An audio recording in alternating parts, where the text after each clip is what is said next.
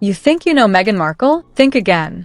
What started as a quirky confession about lying to land and acting role exploded into a trail of contradictions, legal battles, and a royal family in chaos. She laughed, calling herself a fraud on camera. But today, that clip isn't just a Hollywood anecdote. It's a blueprint.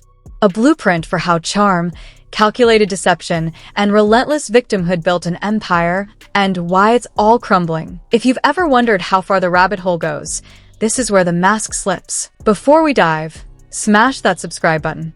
What you're about to see isn't gossip. It's evidence. In 2004, Meghan auditioned for the CBS pilot Century City. No union status? No problem. She looked casting directors dead in the eye and lied. Of course I'm union.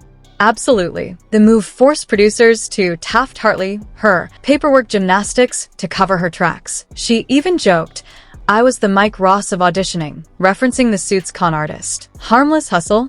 Maybe.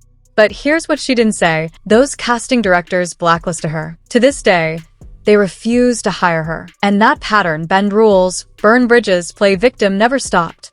It just got bigger, but Hollywood was small potatoes. Her next target? The crown. Meghan entered the monarchy preaching privacy and authenticity. Then came the Oprah interview. Remember the bombshell? A royal raised concerns about Archie's skin tone. Global outrage erupted. But when pressed, Harry backtracked. Not racism, unconscious bias. The whiplash was telling. One version sold victimhood. The other defused a scandal. Meanwhile, insiders leaked emails proving Meghan collaborated on the biography Finding Freedom after swearing under oath she didn't. The judge called it a lapse of memory. Critics called it perjury. And Meghan? She moved to a $14 million mansion in Montecito. Which brings us to the Lion King premiere. The moment Hollywood saw the game. July 2019. London's Lion King premiere. While cameras captured Beyoncé and Jay-Z, Harry cornered Disney CEO Bob Iger. You know she does voiceovers? He pitched. Beside him, Meghan grinned. Minutes later, Harry lobbied director Jon Favreau. If anyone needs voiceover work, Meghan cut in. That's really why we're here. 6 months later, a Disney deal, donation to an elephant charity in exchange for her voice. Charitable? Sure. But the optics screamed opportunism. Even Iger's wife, Willow Bay, looked stunned. This wasn't networking. It was extraction. And while they cashed checks, the lies kept piling up. First, the pregnancies. Viral clips showed Meghan squatting effortlessly in her 3rd trimester during a public appearance, bending at the knees with surprising agility that made some viewers do a double take. Then came that unsettling pop sound during another engagement. A distinct noise caught on microphone as her stomach appeared to shift position abruptly. Social media erupted with frame-by-frame analyses, with ordinary people pointing out inconsistencies in how the bump moved versus how pregnancy typically looks. Comments flooded forums. That's not how a real baby bump behaves. And the physics just don't add up. Mainstream outlets dismissed it as conspiracy thinking, but the questions lingered because this wasn't isolated. When Princess Lilibet's birth arrived, the pattern repeated, but with higher stakes. Royal births traditionally involve palace bulletins and hospital step appearances, centuries of established transparency. Yet here, unprecedented secrecy, no royal doctors present, hidden hospital exits, and a private birth video released later that raised more questions than it answered. Why the medical equipment visible in the background appeared unused. Why the bump looked suspiciously smooth and symmetrical just hours postpartum. Even supporters admitted the optics felt staged. Then came the St. Patrick's Day waffle video, a seemingly innocent moment that backfired spectacularly. Meghan proudly showed her homemade breakfast process, pouring batter into an industrial waffle iron. But when the finished product appeared, food bloggers immediately noted the waffles lacked the distinctive grid pattern from her appliance. Instead, they perfectly matched supermarket brands, crispy edges, uniform bubbles, and factory-perfect symmetry. Viewers weren't angry about store-bought waffles. They questioned why she'd construct such an elaborate deception for something so trivial. Was this just habit? A need to curate reality until it matched her narrative? The silence speaks volumes. When the moon bump theories trended worldwide, no comment. When midwives analyzed the birth video, radio silence. When food experts dissected the waffle scandal, Crickets. It's a calculated pattern. Manufacture the moment, control the narrative, and when inconsistencies surface, vanish. Reset. Rewind. The whiplash makes you question everything. That cozy kitchen moment? The radiant pregnancy glow? The picture-perfect family scenes? When authenticity becomes performance art, every smile starts feeling like a calculated move in a high-stakes game. And in that game, the truth becomes collateral damage. But resetting requires a villain. Enter the royal family. The pattern is undeniable.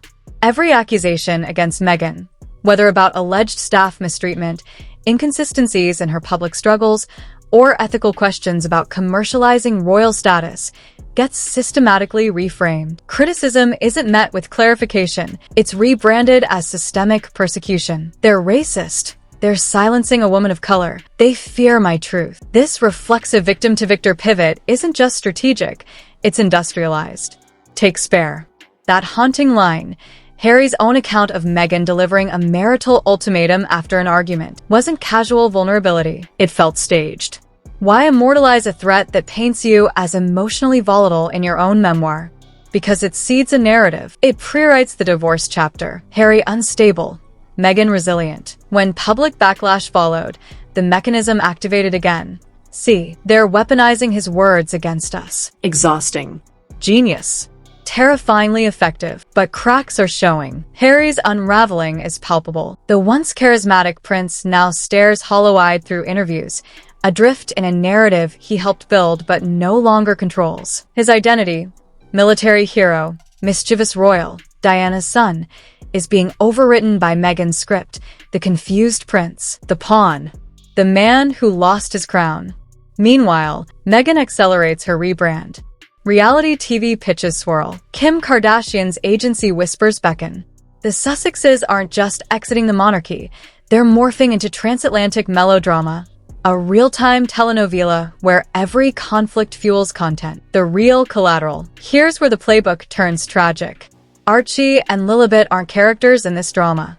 They're hostages to it. Their childhoods are curated for maximum sympathy, hidden faces, emoji-blurred birthday posts, staged private moments, leaked for public consumption. But the digital footprint they'll inherit is indelible. One day, they'll Google mom. They'll find moon bump conspiracy deep dives, bullying allegations against palace staff, court transcripts about misremembered collaborations. That Ellen clip where mom eats a chipmunk-style chip. Headlines screaming Victim Olympics. Imagine Lilibet at 14, watching Meghan's Oprah claim that the royals questioned how dark Archie's skin would be, only to later hear Harry backtrack. Not racism, unconscious bias. What does she believe? The tearful TV performance or the softened retelling? The ultimate irony. Meghan weaponizes privacy to shield her children while monetizing their existence. The Disneyland trip? A private celebration instantly broadcast to 20 million Instagram followers. The waffle video? A candid moment scrutinized for authenticity because past fabrications trained audiences to doubt. This isn't protection. It's paradox. The more she cries invasion, the more she invites cameras deeper into the nursery. Archie and Lily won't care about SAG cards or Netflix deals. They'll ask, why did Grandma cry on TV? Why did Dad look so sad? Why does the internet say you faked being pregnant with me? No PR spin survives a child's tears when they realize their origin story was a battleground. And now, the biggest victims aren't Harry or the palace.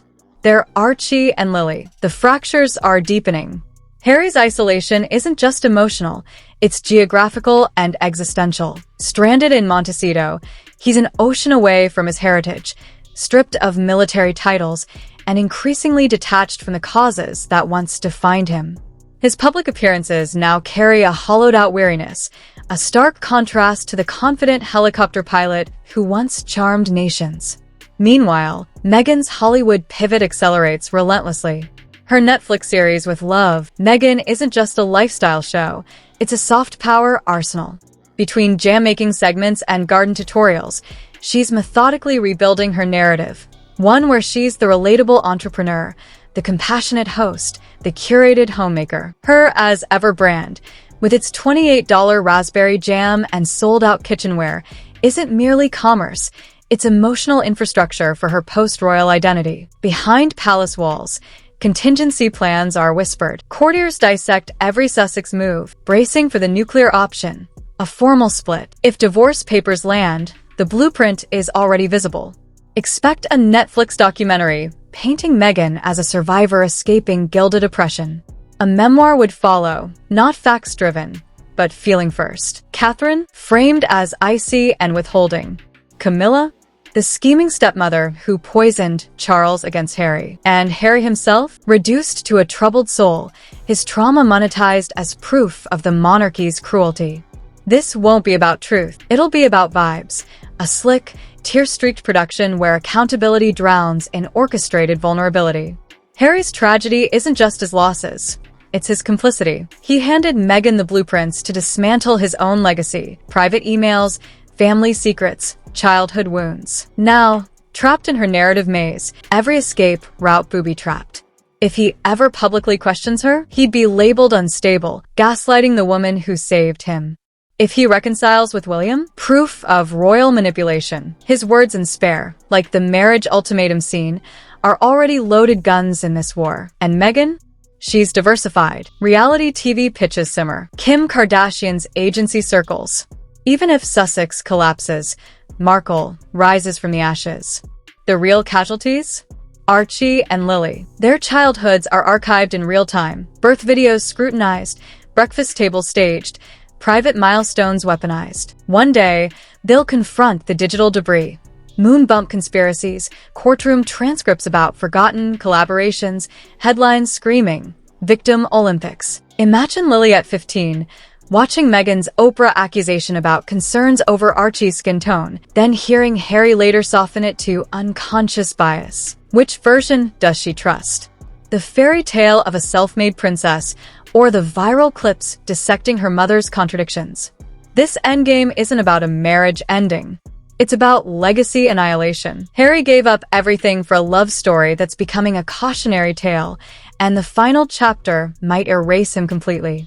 Meghan Markle didn't just lie about a union card. She built an entire life on bending truths. From Hollywood to the palace, every step followed the same playbook. Charm, exploit, and when caught, cry persecution. But the walls are closing in. The public sees the cracks. The media's losing fear. And those kids? They'll demand answers no PR spin can fix. This isn't a fairy tale.